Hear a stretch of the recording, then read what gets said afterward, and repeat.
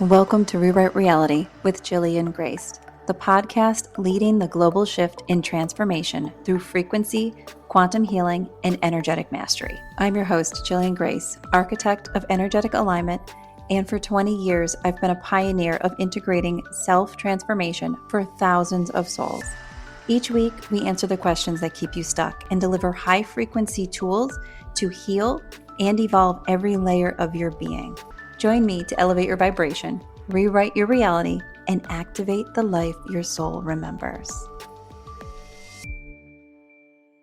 Welcome to this week's podcast. We have a heavy topic, and we are going to be handling it in a way to help you understand the energy and how the flow of the frequency behind a situation occurs.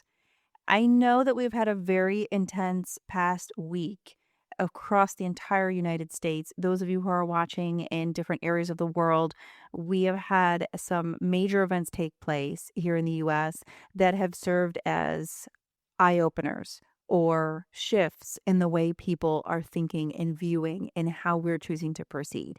And I want to make sure that all of you are aware of the energy coming out of that situation, because that's my job. Things are not present in our world for absolutely no reason. There is a purpose for each and everything that takes place. And I chose the topic this week to be triggers for a reason. Triggers are a profound part of the way and how you are going to heal yourself.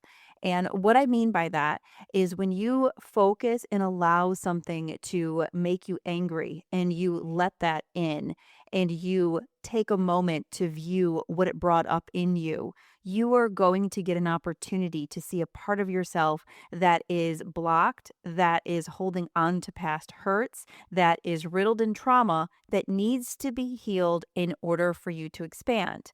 Now, we have been locked in a pretty solid period of time where people weren't allowed to use triggers with one another. We had to be very careful about the things we said. There was a lot of speech or cancel culture that came out, and it was supposed to be in an effort to help heal individuals who were not strong enough to hear the truth about themselves or not capable of handling what was necessary in order for them to heal. But in turn, what we're seeing is exactly what happens when you are not allowed to express your triggers. You see people meeting and coming up against that part of themselves that is unhealed, and it becomes absolutely unhinged. And those recent events that we just dealt with, I'm not speaking of them in specific for a reason. A, I don't want to capitalize off of someone's traumatic situation. I think that that is very sad, and I don't think that it is right, either emotionally, spiritually, or as a human. And for me, I like to stay in line with what I believe my karma or what I would want someone to do if that were me. So for me, I don't want anyone and would not want anyone to capitalize off a tragedy that my family were struggling to take care of. So I'm not being very specific about the events that took place, but pretty much anybody can have an awareness of it. And they can also have an awareness of what that individual was doing for other people that had trauma. It was very clear that many of the people that were engaging with him had a lot of trauma that they had not resolved on their own. And when you have unresolved trauma, you are holding yourself back from growth. And your soul wants to evolve, it wants to grow, it wants to heal. So when you choose to stop allowing that trauma to open up within you so that it has the opportunity to be released, then it is going to reach a point where it boils over. It is extremely unhealthy for anyone to want to not be triggered and to want the world to tiptoe around them and to placate them for the things that they have that are clearly emotional blockages and clearly mental health struggles. When you don't see those things and you aren't forced to look at them, then they grow and get bigger until they eventually take you over. And that's also a lot of this discussion about the good versus evil happening. No matter what you feel theologically, there's a frequency of energy that is what is describing the things that theological practices talk about. And the battle of the good and evil is also the battle of the inner you that is good and the inner you that is dark, the inner you that is highly vibrational and the inner you that is low vibrational, the inner you that is connected with your higher self, the inner you that is connected only with your human self. There are so many different ways of describing that interaction that takes place, but it takes place in all of us. Each one of us has the opportunity at any time to choose either side of those frequencies, whether it's good or bad, whether it's a high vibration, whether it's a low vibration. It is always up to us. And as you make those choices, what's going to help you to choose is having experiences that make you feel certain ways that you wouldn't want others to feel, and choosing to heal experiences within that you feel blocked.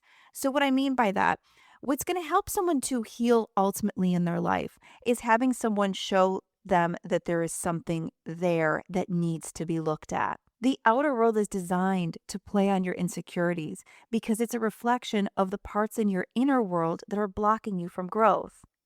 So, if you feel like you are held back by any one of the things in your life that you've chosen to have, and I'm going to just be very clear about this, you chose the life that you're in.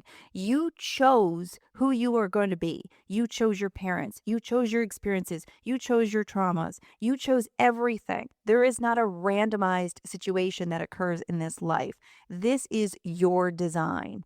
So if you chose opportunities in that design for you to grow that you weren't listening to or that you weren't getting the first time around, then you are going to have reflections constantly show up to give you an opportunity to see those things. So what I mean by that, let's say you feel unworthy. Your first opportunity of feeling unworthy and being a reflection of that is when you were at school and kids at school were bullying you and teasing you.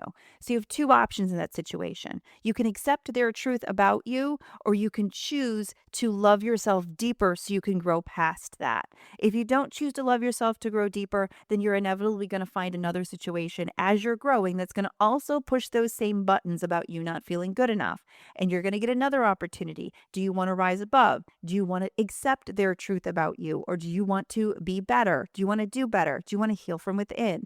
We are given many opportunities to heal, and 90% of those opportunities are going to be cloaked in triggers. So if we live in a world where we don't want triggers, then we're going to live in a very violent world, because what is inside of individuals that cannot look at their own issues is going to grow and amplify. And they're not going to feel any better by not having their buttons pushed. They're not going to feel any more relieved by no one else questioning them. They're going to continue to feel that anger, and they're going to project it, and they're going to channel it deeper and deeper and deeper until it is eventually realized by them so that they can heal it. So you can't kill off your triggers, everybody, because that will kill you. Because ultimately what will happen if nobody ever pushes your buttons, that inner voice that's drowning you is going to drown you to a point where you can no longer breathe. And then that's when major things start to happen. That's when major mental illnesses start to boil over. That's when huge events start to take that part of your soul that's here to thrive and shut off your inner light, shut off that purpose for why you're here. And that's when we see the violence and we see the anger and we see all of those things bubble over. So I'm just going to take an opportunity to describe to all of you, be really thankful of your triggers. If anything pisses you off, be so happy that that information was brought to you. And I'm going to talk to you on this podcast today about decoding those triggers and about what you can do to find the answers that lie beneath those triggers to help you to grow. Myself personally, I love triggering people. I do that in my everyday practice regularly, because when I push a button and I see a response, that is an indicator to me that I just brought something out from the depths of that person that they were trying to hide and didn't want to be questioned because they thought they were too weak to handle it. And the truth is, when you see your ability to feel and your ability to see yourself in that mirror reflection, and you choose to then say, okay, that really hurt. What do I need in order to safeguard myself or to help myself work through these things? Then that's when healing occurs. So I don't have any problem saying things on this podcast that are going to trigger reactions from any of you. I believe my last podcast, I talked a lot about schooling your children at home and different environments that you place them into. And if I had parents out there who were angry about that, if I had teachers out there that made them frustrated, then I'm glad. Because if that's what happened, it's because there's something within you that knows what's going on is also not right. So you are internally being called to make a change, and you are choosing either out of fear, either out of laziness, either out of not wanting to take responsibility to make a different choice. And that is not going to help you grow. So I often will poke at a lot of different areas with anyone that I'm dealing with. And one of the things that I really pay attention to is when someone says to me, "You made me feel," because at the end of that sentence is going to be the description of what is going on within them emotionally that is causing them to have that trigger. So take a moment to really absorb that. When you can say, "You made me feel," no one can make you anything. That feeling already exists within you. And if that feeling exists within you and it solicits a response, and that response is one that doesn't feel good, so you get angry when you hear it, you get frustrated when you hear it, you feel like you're out of control when you feel it, then that anger, frustration, and lack of control lives inside of you already. And it is preventing you from being the full extent of yourself that you need to be in order to live your life optimally, to live your life in happiness, to live your life in connection with whatever source is within you, whatever theological practice you want to call that makes your soul burn brighter. So, triggers are your gateway to life. And you should be grateful to every single person who triggers you. And if you try to shut down the triggers, then you're going to shut down yourself. You're going to shut down your growth. You're going to shut down your voice. And you're ultimately going to shut down your life. Because at the end of that road is going to be something that you don't, or maybe are not capable of handling, because you will have fed that darker aspect of yourself for such a long period of time that it will become greater than the part of you that is truth. So I'm going to encourage all of you. Push buttons whenever you want. Allow people to see the parts of them that they need to look deeper at, and don't be apologetic about it. I'm not saying go out and be mean. Name calling, being deliberately nasty, that is not triggering. That is you sending out negative energy, or you choosing the inner evil that you're going to follow. That's not acceptable. But if you are coming at something from the heart, and you are discussing something, or you're stating something that's your truth, and you can put it in this mirror, and this mirror is a very important thing I teach everybody I work with, everyone I encounter. If you can say, "I'm doing to this person what I would want done to me," then that is a way of saying, "I'm doing this out of the goodness of my heart." So if you're in a bad situation with a negative relationship that's taking place, and you would want someone to point out to you, "That's not a great partner," or "I'm worried about you, this isn't healthy," even though they're going to react negatively, then I encourage you to still do so. Because as you bring those layers up for someone else, you are going to be helping them heal. And in the moment, you might take the brunt of their anger or their frustration or their madness. But really, what you're doing is you're planting a seed. And if they choose correctly, and if they allow themselves to expand, then they will let that seed grow. And that seed is going to lead them to that step or that way out or that version of them that starts to heal. So I encourage you to do so in every avenue in your life. And those of you who are triggered by any of the information that Charlie Kirk sent out into the universe, I want you to look at yourself, and I want you to ask yourself, when I heard that, this is how it made me feel.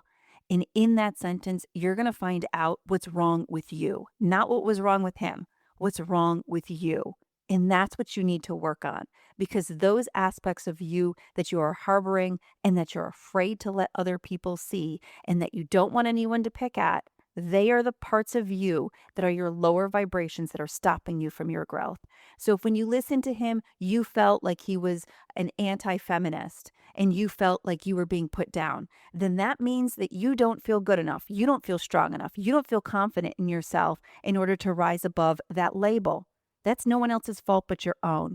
So take the opportunity to look back and say, how do I make myself feel better? What do I do to build myself up? What are the things I might be missing that's making me default back to this thought process? What are the beliefs that I'm letting in on a daily basis that is making it so I am taking on this as my truth? Because you have a choice of what you're going to take in. And it's 100% up to you on how you're going to proceed. I want you to become self reflective because in that self reflective is the healing we talk about. If you're talking about architecting your future, if you're talking about bringing your reality and allowing that frequency that you want and that you want to create from to come alive within you, then you have to start with the frequency within. And that is key. Okay, there is so much going on this earth right now. So having an awareness of what your role is and also having awareness of what your job is for you to heal, no one else's job. It's your job to step up to heal. No one's going to do it for you. No one needs to do it for you. No one's at blame for why you didn't get there. You need to step up to the plate and you need to step into that light because it is why you're on this planet. So let's move through this. Let's allow ourselves to grow and let's give ourselves what we need in order to feel empowered and know that that empowerment comes within. And let's be grateful for every button pushed because that is a healing journey waiting to take place that your soul is trying to call you to. So don't try to shut out the healing journeys. They're not going to get quiet anymore.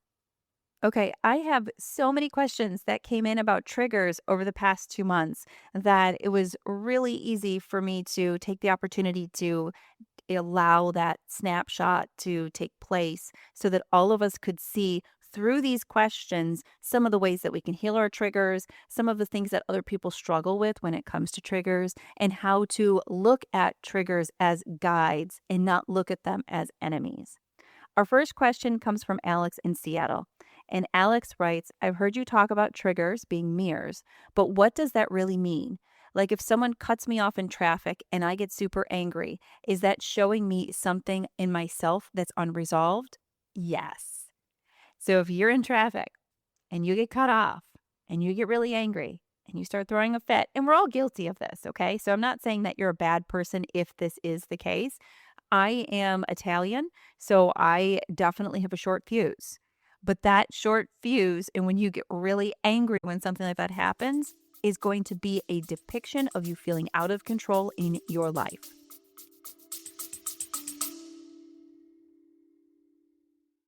Before we continue, let's take a breath. You're here for a reason, not by accident, not by coincidence, but through divine orchestration, and these words were meant for you. This is your moment to rewrite humanity. Think of one soul in your life who needs this transmission and send them this podcast episode now. There are so many out there who are silently struggling.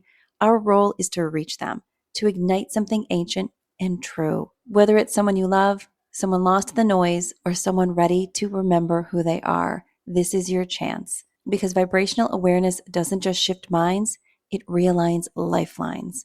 It reawakens paths. It reconnects souls to their original blueprint. Be the bearer of that light. It isn't just generous, it's sacred work. Share this, speak it, seed it. This is more than a podcast. It's a movement, and you're a vital part of it. Let's rewrite humanity together, one frequency, one soul, one remembrance at a time. Now we continue. So the end result of what's really boiling in your system, the reason why someone can get cut off and you can't get cut off without getting angry and someone else can, it's because you have an ingrained frequency within yourself around lack of control. And when something like that occurs, you snap. You're out of control. Maybe it's out of control with your schedule. So you're always rushing and you just can't take anyone cutting you off or anything going on in traffic. Maybe it's out of control in your life in general. So take a step back and ask yourself, and here's always going to be the key. When that situation occurred, what did you feel? You felt angry. You felt like you were not seen. You felt like it didn't matter what you have to do. You felt like nobody cares. Whatever emotions come up, whatever underlying description comes through when you ask that question, don't ignore it because that underlying description is going to be ultimately the part of you that you're believing in your life that's causing you to attract these opportunities or these situations to be in your world, to be showing you what you need to release and what you need to let go of. So, what you do with that information is you become aware and you say, okay, I am very well aware that when I got caught up in traffic today, I flew off the handle and got really upset. And I want you to take a step back and say, these are the things I felt. Where am I feeling this in my life? Maybe it's in your job. Maybe it's in your relationship. Maybe it's in your parenting. Maybe it's in your friendships. Ask yourself, where am I feeling this way in my life? And then you're going to have a map to not only the feeling, but also where it's coming from. And when you know those things, where it's coming from and the feeling, you could start to make different choices. So when you're in those situations with those people in your life, you can say to yourself, okay, I'm getting that emotion coming up where I feel out of control. What do I need to do to honor myself so that my voice is heard, so that I can draw the correct boundaries in the situation so they don't continue to funnel out?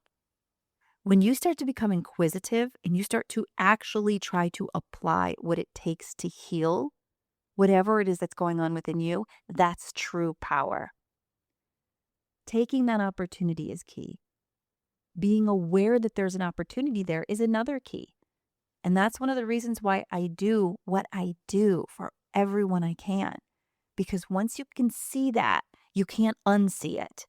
And then that's when you start to become a player in your own healing, which shifts your vibration and makes it so what you're creating is more in line with what you desire. So, yes, Alex, to answer your question, getting cut off in traffic is all about you. And your job is to start asking those important questions and start changing your response.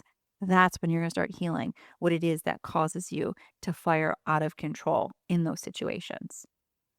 Okay, this question comes from a anonymous listener, and this question is, my coworker always criticizes my work and it triggers me big time. How can I use this as a mirror to look at my own pain instead of just getting defensive? Again, you're going to want to ask that question. What does this make me feel? So when they trigger you by criticizing your work, I want you to ask yourself, what is it that you need or what is it that you're feeling? So when they trigger you, when it comes to your work, I want you to ask yourself what they brought up within you. How did you feel when they were saying whatever they were about your work? Did you feel not good enough? Did you feel like you don't have the knowledge to measure up? Did you feel like you were lost? Did you feel like your opinions weren't valid? What is it that you felt? And I can't answer that for you. I can guide you on how to get there. But what is it that you felt? Write that down. And then I want you to ask yourself, where do I also feel this in my life? And start taking a good hard look. Where is that present? Predominantly. And then you're going to see where that frequency, that emotion is hiding. So let's say that you're also in a relationship where you're constantly criticized or it seems like you can't do enough. You're going to see that that coworker is a reflection about your relationship and the things in your relationship that need to be addressed. Does that mean then that you need to leave your partner? No, it means you need to start drawing boundaries so that you can at least allow that open line of communication to happen.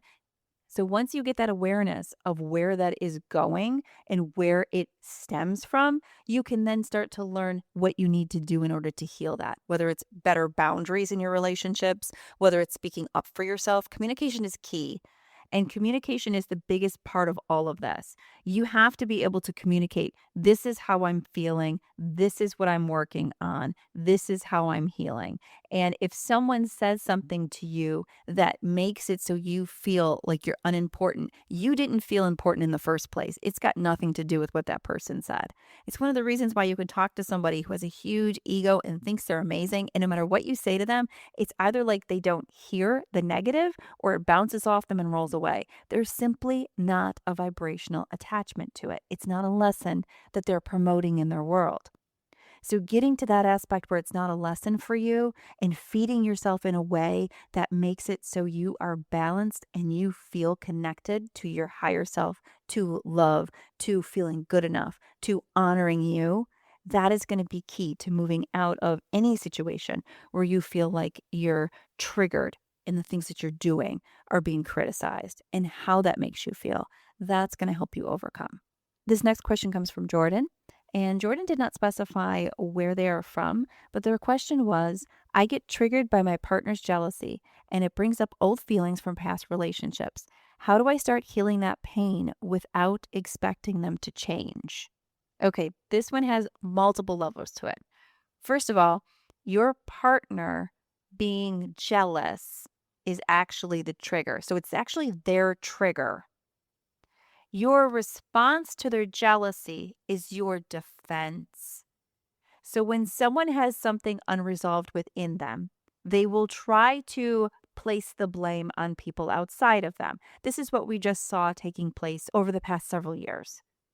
When you aren't looking at your own issues, you're going to label someone else or you're going to saddle someone else with your issue and try to make them responsible.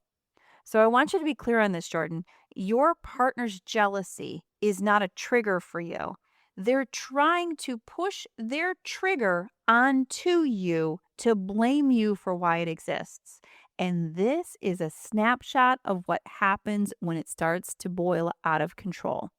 When people refuse to accept that their triggers are things they need to heal and they refuse to heal those triggers, they try to blame them on someone else.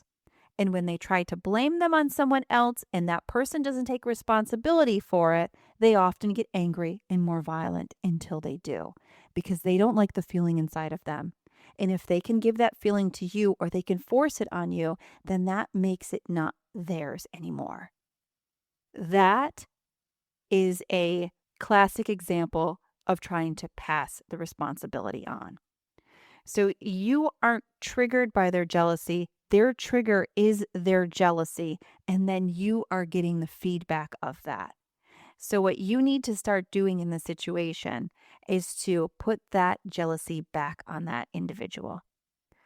As much as it's difficult for many of people out there that trigger other people to not want to step back when they respond or step back when they react, it's so important that you stand your ground. You don't have to do it angrily. You don't have to be violent about it.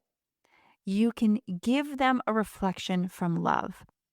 So when your partner comes at you with the jealousy, then your objective is that open line of communication and saying, I understand that you feel like I am going to leave because you are insecure about whatever has gone on in your past relationships that's causing you to feel like our relationship is not as solid as it truly is.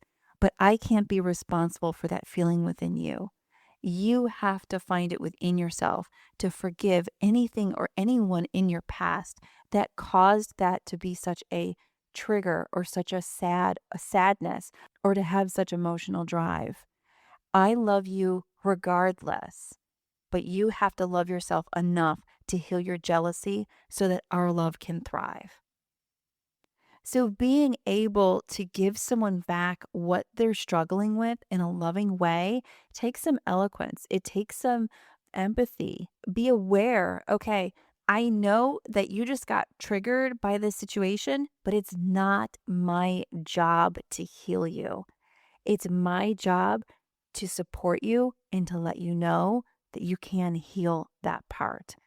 And I'm here for you as you do, but these are my boundaries. And then say what your boundaries are and be very clear. Say it is not acceptable to me and I love myself too much to let you do A, B, C, and D, whether it's check through my cell phone or follow me different places or tell me what I can wear or tell me the partnerships I can have or the people I can talk to. State your boundaries clear. And then if that individual continues to push past that boundary, then that is something that you have to decide if you want to expose yourself to that frequency in your life. And if you love yourself, the answer to that question is most likely going to be no. And that's where some tough decisions get to be made. It's important to be able to discern what is yours and what is other people's. So when you are reacting after someone's reaction and it seems as though it's not related to you, you need to be able to step back and eloquently discuss that from your heart. And that can be difficult. And I work with a lot of people in my private sessions about how to do that with individuals in their life, whether it's their children's or their partners or even coworkers. Being aware and being able to connect with people in a way where you can verbalize your boundaries with love is something that isn't easy for everybody. But I'm going to encourage you when you're going through a situation like this, having an awareness of it and not taking responsibility for it. So, not letting them pass that on to you is extremely important for their mental health and for yours. Okay. And this last question comes from Chris, and Chris sent me this message on Instagram in a private message. And Chris asked, can triggers ever be positive? Like, could they be a sign that I'm growing, or are they always a deep seated pain that I need to address? Okay, so they are not always a deep-seated pain. They can be a reflection that you're growing. So let's say that we use the example that we just talked about the jealous relationship. Let's say that you decided you were going to draw your boundary in that relationship, you stepped away, and then you were watching a show about people being in love, and your heart welded up because you are still in so much pain that you got upset and you were crying. So it triggered you to have that response. In that situation, that trigger is actually healing within you the part of you that's still mourning. So having awareness that that's what's taking place, this isn't a trigger. Is it still a trauma? Yes. Are you going to be able to be triggered without a trauma being attached to it? No, those two go hand in hand. So while the triggers can be positive and the trauma as you're healing it will still show up as triggers, that doesn't mean that you're not progressing. It means just the opposite.